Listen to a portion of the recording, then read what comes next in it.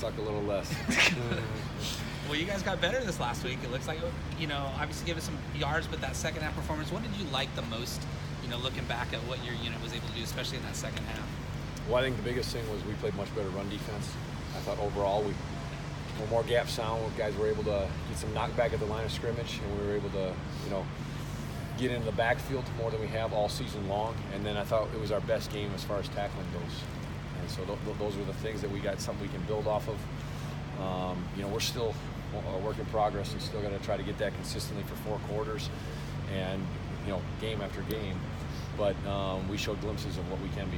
Speaking of that work in progress, last week you mentioned, the farmer and the rocks parable. Yep. How far did you crack into it this last weekend? Yeah, we're still swinging. We're still swinging. We played, obviously probably our best game defensively, but, it's still not at the level that we want to be at. And the second half was better, but we started out lousy again. The first play of the third quarter, we got a 75-yard run. And so we just got to eliminate some of those mistakes in our run fits and continue to try to get better with our techniques and play consistent, good football. What does it say about your team that you could be down 31-3 and the guys didn't give up, and that they played their best defense after that? Yeah, that was extremely encouraging. The kind of heart and character that our guys showed. That's probably the biggest thing, even more than the technique and playing good defense. The character that we're down 28 points and our guys didn't give up. That's really something as a football team that we can build off of. And when they show that kind of heart and character that they're going to keep fighting through adversity, that's definitely something that we can build off of from here and continue to harness, because that shows a lot of character. In that second half, did something switch? Did someone say something, or things just clicked? I don't know if it's one thing that was said or done. I think our guys kind of just kept swinging and kept trying to fight through and just one play at a time. And you stack one good play on top of another good play, and then our offense started moving the ball. And I think it was really big that our offense, after we gave up a 75-yard, took the ball, long drive, went all the way down and scored a touchdown to give some hope to the team. And I thought that was really big. And then the guys on defense just kept trying to put one good play on top of another, and that's how we got to play the game.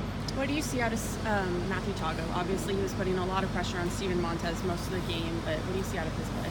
Yeah, no, he's continued to progress and get better week after week, and the more playing time and opportunity that he's gotten, the better he's gotten. And so, he's certainly ahead of the curve as far as, we knew we were going to get a good player when we recruited him, and he's done a great job learning the system.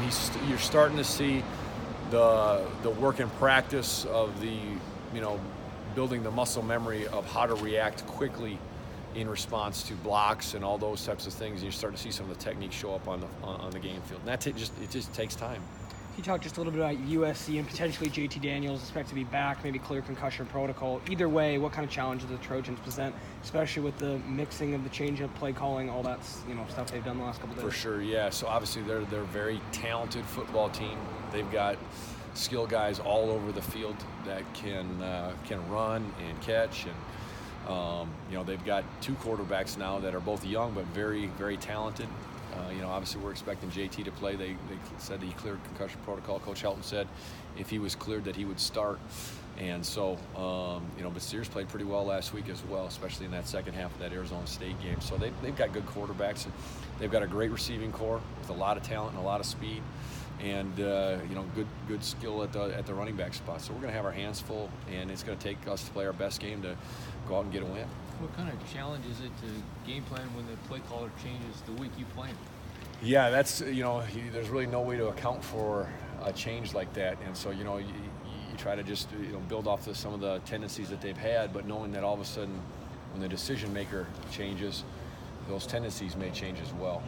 And so you just got to try to adapt and during the course of the game and get a feel for what his plan is and what he's going to emphasize.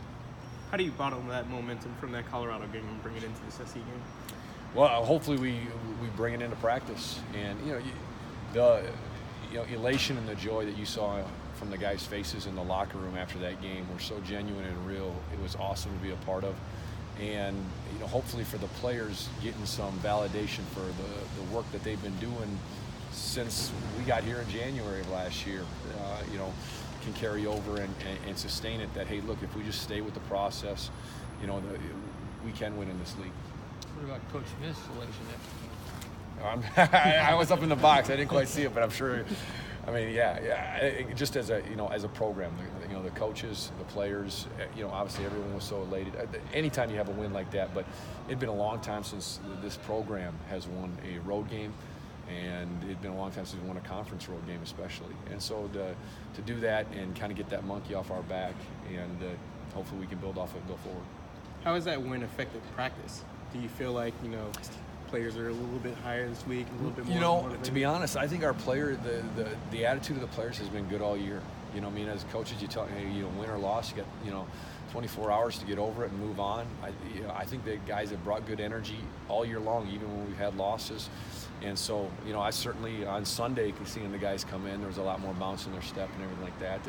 And we've had good energy this week, but I think we've had good energy all season long in practice. How do you account for that? I mean, you guys were pretty.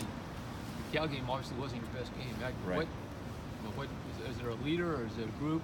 Boy, if I knew exactly what it was that made the difference in that, I'd make a lot of money, because there's a lot of people searching for those answers all over the country. Why is it one week that you show up and play your best game and another week that you didn't?